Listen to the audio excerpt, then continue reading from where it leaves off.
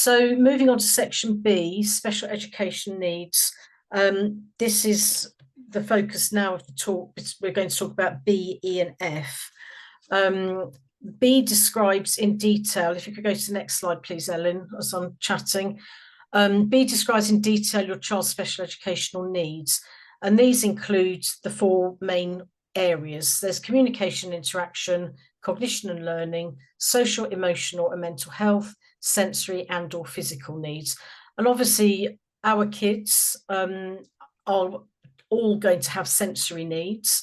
Many will have a combination of all, and few will have only sensory needs, but some do, but they can be complex in themselves. So just to sort of flesh this out a little bit, in the last session, you look more in depth at special educational needs and how these might impact on the learning and education of your child. The statutory assessment process is responsible for identifying the SEN of your child. The education, social care and medical needs would have been identified during the assessment. So this section should be used to portray their strengths and their needs. It should make clear all difficulties your child or young person faces, whether sensory, emotional, physical or cognitive, which impact upon their learning. Next slide, please. Okay, I've missed a slide. Sorry, is there one going back, Ellen? Sorry. Hello's responsible. Can you go back one, please? Okay, sorry, I think we missed that one. So the local authority is responsible for collating the report, any reports undertaken during the statutory assessment, and they'll use the content to inform the plan. Sources of evidence for section B, i.e. your children's special educational needs, are an educational psychologist. An EdPsych will always be required to report on a child during the statutory assessment process, and that report will always feed into the draft plan. A class teacher and or their SENCO, medical specialists, there could be a range of medical specialists. One will assume an ophthalmologist is involved, optometrists, orthoptists, but there could be paediatricians, you could have SALT, you could have occupational therapists, so on and so forth. They'll all feed into the plan. And obviously your qualified teachers of children with vision impairment, your QTVIs and HAB specialists. If your child's already being supported by a QTVI, their assessment reports will provide a comprehensive summary of your child's sensory needs related to their vision impairment, and the required provision to support this. We really emphasize it's really important and helpful to get to know your child's QTVI. They can be a real boon ally to you, because they will know your child in the education setting as well as anybody. And they will have had experience and be able to sort of reflect the needs of your child better than probably anybody in terms of their learning. And obviously their contribution to the plan would make it fit for purpose in terms of especially of their vision impairments. And now I'll go to the next slide, please, Ellen. So I've covered some of this, sorry, already, but sources of evidence will include reports, as I've said, from healthcare professionals, information from social services. Not all of the children we work with have had social service involvement, but some have. This may relate to access to direct payments and personal budgets. Could be if a child is looked after or adopted and with a vision impairment, and many other reasons why social services may have been involved. And also independent professionals, if it's agreed, they can reasonably provide information about your child. So if your child's under the care of medical professionals, you should seek their support in obtaining any additional reports that comment on the challenges your child will face in an educational setting and the recommended reasonable adjustments or specialist provision or equipment they will require. And it's most likely any of these medical people will have been asked for information for plans before, so it won't be something unusual to them for you to ask them to be very detailed in their reporting and explain that it's for a statutory assessment and EHCP, and they'll know what they're doing, one hopes. Next slide, please. So still on section B, but the local authority case officer, planning officer, they all come under different titles these days, will look at the needs described and place them in the appropriate category within the draft EHCP.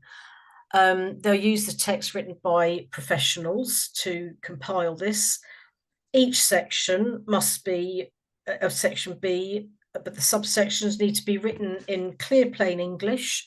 They need to describe what your child can or can't do right now and describe any health and social care needs that impact on their access to education. These may include health and social care provision if that provision supports your child's education. An example of this is where medical intervention or strategies are needed if your child would struggle to maintain concentration in class without them. And next slide, please. So examples of need, sensory and or physical. We're back to our example of James here. So as an example, James is a child who has severely reduced distance vision, and he currently sees at 6 meters what someone with standard vision sees at 48 meters. That's the equivalent of a 0.9 logmar. He's unable to access information presented on flip charts or whiteboards.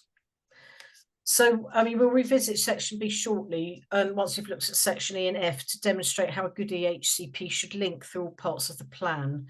You know, what we're going to show you is how you tie together the need, which we've discussed here, B, with outcomes and provision, back to the old adage of the golden thread. So when Lynn picks up in a moment, having identified this as James's need, she'll show you how through sections E and F we actually meet the need with provision and then set out an outcome in order of meeting that need. And next slide, please. Okay, I'm not going to read this, you'll be pleased to hear. It is going to be in the pack, so you'll be able to access it. But this is just a detailed example. We come back to James again, but it's the sort of piece of narrative that you may well see in a section B of a good EHCP. You want to make sure there's enough information in B that people who are supporting James need to understand what his needs are so that the appropriate provision and realistic outcomes can be set in conjunction with this level of need. So I'll leave that one with you to cogitate on, but as I say, that's going to be in the pack that you're going to get sent subsequent to this. So I'm going to move on to the next slide, please. So again, top tips for section B. When you receive the draft of the plan, check that your child's areas of needs are all included. Is there any unnecessary repetition? I would say, Lynn, my experience is such there's often repetition because you might have a series of different assessments by different people, which all actually say some of the same things when it's about generic need of this child before they go into their own specialism. So it doesn't need to be repeated. If you've read it once, it's there and it's safe, and you know you can sort of take out any of the other repeated statements that say the same thing in effect. Ask a trusted person who doesn't know your child to read the draft document. Can they easily find and understand your child's educational needs and the support that they require?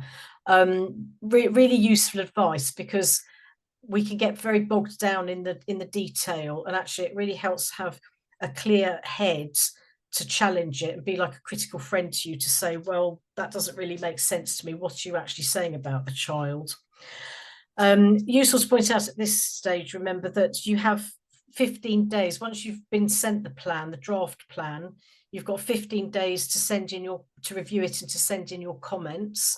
And that is 15 calendar days. It's not 15 working days. And you'll find 15 calendar days is very few and far between.